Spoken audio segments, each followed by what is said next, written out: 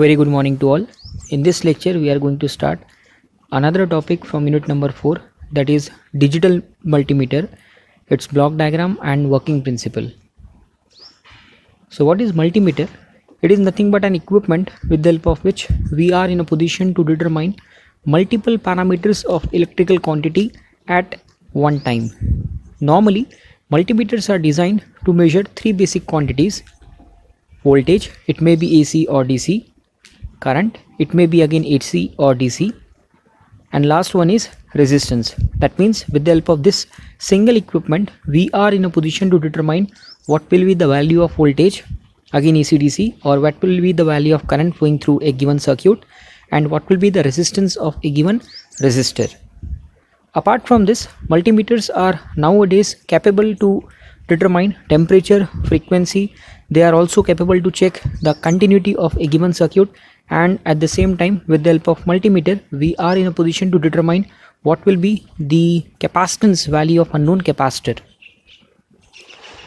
Basically, if you see the operation of multimeter, it is nothing but simply a digital voltmeter. And suppose if you are interested to measure what will be the value of current flowing through a given circuit, or what will be the value of resistance of given unknown resistor, first of all the digital multimeter is going to convert the current or resistance into analog DC voltage signal, and then by using the concept of digital voltmeter it is going to measure the value of those unknown quantity. Practically, if you see the assembly of digital multimeter, they are basically split into three main sections. First one is called as display screen, second one is called as selection knob, and third one is called as probe section, or sometimes it is also known as port section. Now this figure indicate the actual photography of a digital multimeter. So from this diagram it is very clear that this section indicate the screen, or you can say display section of digital multimeter. This portion indicate the knob section with the help of which we are in a position to change the function of a multimeter from voltmeter to ammeter and then ohm meter, and this particular portion indicate the port section, or you can say probe section of digital multimeter. Now let us discuss one by one what is the concept of display screen and selection knob, and finally we are going to discuss the concept of probe section and port section. So if you open a digital multimeter, it is consist of illuminated display screen, which is basically used for better visualization, or just to indicate the value of unknown quantity as an output via that particular screen. If you see very closely the display screen of digital multimeter, it has 5-digit display screen, out of which one represent the single value, or you can say one digit is reserved to indicate the positive sense or the negative sense of unknown value, whereas the remaining 4 digits are going to be used to represent the magnitude of that unknown quantity. Second portion is nothing but selection knob. As I told you that digital multimeter is nothing but an equipment with the help of which we are in a position to determine what will be the value of voltage or current, or you can say resistance at one time. So definitely it has a manual switch with the help of which we are in a position to change it different mode of operation. That means by changing the position of knob from voltmeter to ammeter, or you can say resistor, we are in a position to determine what will be the value of voltage or current, or you can say resistance of unknown resistor. The third section of digital multimeter is nothing but probe section, or sometimes it is also known as port section. And if you see the front side of digital multimeter, it has basically 4 ports. So let us discuss them one by one. First port is nothing but voltage ohm port, and normally it is used to measure the value of unknown voltage and resistance. And in order to make the connection of digital multimeter for a given circuit, normally we need to connect a red probe which we need to plug into this particular port. Another port which is commonly used in digital multimeter, or it is available on the front panel of digital multimeter, is nothing but common port. Normally it is indicated by symbol COM, and normally the negative terminal of a circuit is connected to this particular port. Apart from this, in order to measure the value of current depending upon their magnitude, we are having 2 different types of port which are only dedicated for the measurement of current. Suppose if the magnitude of current is very small, say milliampere or microampere, then in that case we need to go for the connection of milliampere or microampere current port.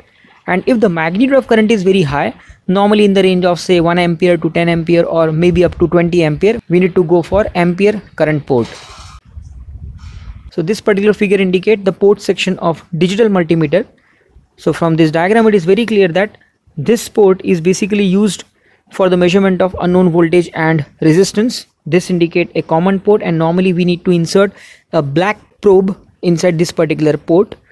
This port is basically used for the measurement of current, that to milliampere and microampere, and the last one is used to measure high magnitude of circuit current, maybe say 1 ampere to 20 ampere. Now let us discuss the block diagram of digital multimeter. So this will indicate the block diagram of digital multimeter, and from this diagram it is very clear that it consists of various subcomponents available in it, such as it consists of calibrated attenuator followed by shunt unit, then it has buffer amplifier, then in order to convert input AC signal into DC, it consists of rectifier, then it has a DC current source just to have the flexibility to convert resistance into a required DC voltage signal.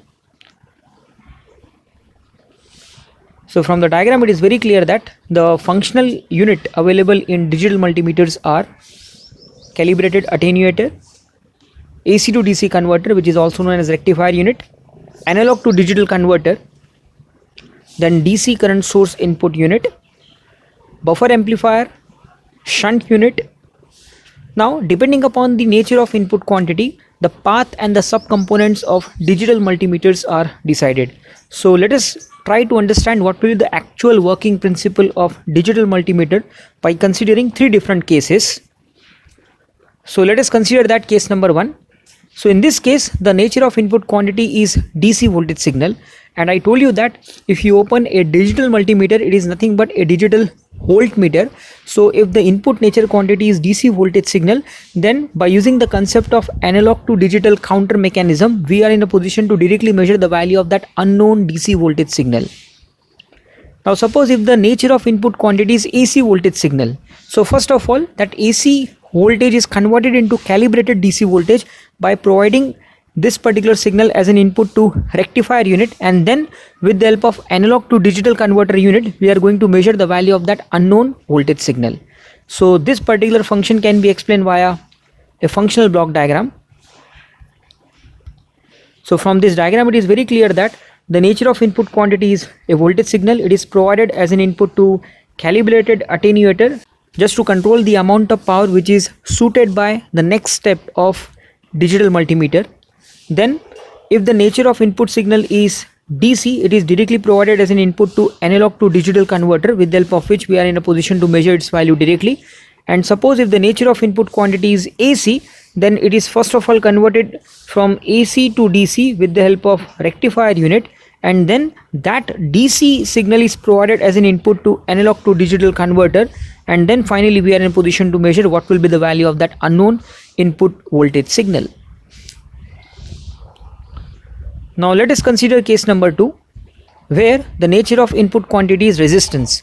As I told you that if the nature of input quantity is resistance, or you can say current, then definitely we need to convert that input nature quantity from current, or you can say resistance, into a required DC signal.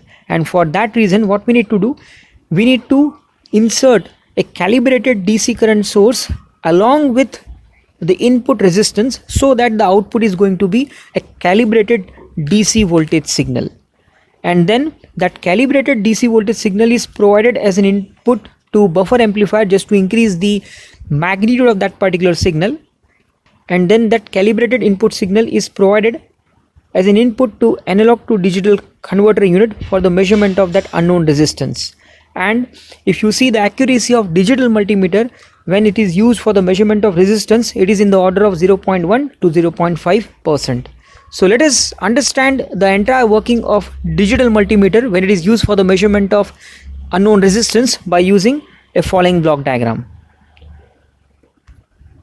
So from this diagram, it is very clear that the nature of input quantity is resistance. First of all, this resistance is converted into voltage by inserting a calibrated DC current source in it, and then this DC input voltage is provided to buffer amplifier unit for amplification purpose, and finally it is going to measured by using analog to digital counter mechanism. Now let us consider case number 3, where the nature of input quantity is current. Then in that case, first of all, the current is converted into a voltage signal, and according to Ohm's law, if we are having input quantity as current and if we are interested to convert that input quantity into voltage, what we need to do? We need to club that input quantity of current analogous with the corresponding resistance. So if you are interested to calculate the value of V, definitely we need to take the product of current and resistance. So here the nature of input quantity is current, then definitely we need to multiply that current with the required amount of resistance, and in this case the value of that unknown resistance is indicated by shunt unit. And later, depending upon the nature of input current quantity, it may be AC or it may be DC. We are having two different possible operating condition. In first, if the nature of input current is AC, then what will happen? The converted voltage signal is again going to be what? AC. So it is our responsibility to convert that AC into DC by providing or by using the concept of rectifier. And then the final converted DC voltage signal is provided as an input to analog to digital counter for the measurement of that unknown signal. In the same way, if the nature of input current is DC, then the converted voltage signal is again going to be a DC, and then it is provided as an input to analog to digital counter mechanism for its final measurement. Hence, from block diagram, we can indicate the working of digital multimeter for the measurement of current as shown below.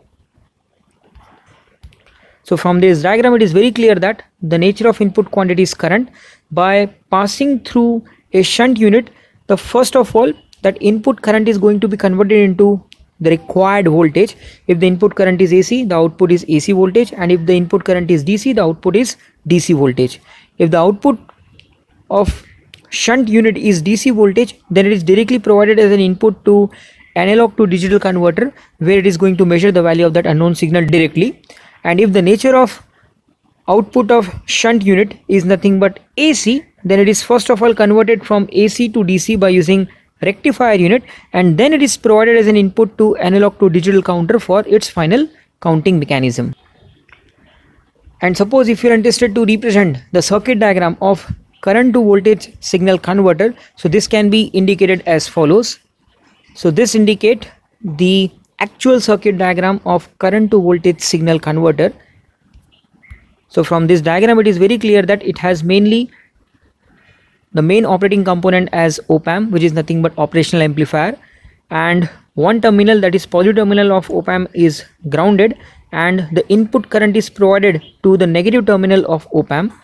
And if you apply the virtual grounding concept over here, because the input impedance of op-amp is very high, practically the value of IR is exactly going to be equal to the value of I in, and depending upon the value of input resistance, maybe say 10 ohm or 100 ohm, or you can say 1000 ohm, we are having the required amount of signal as an voltage.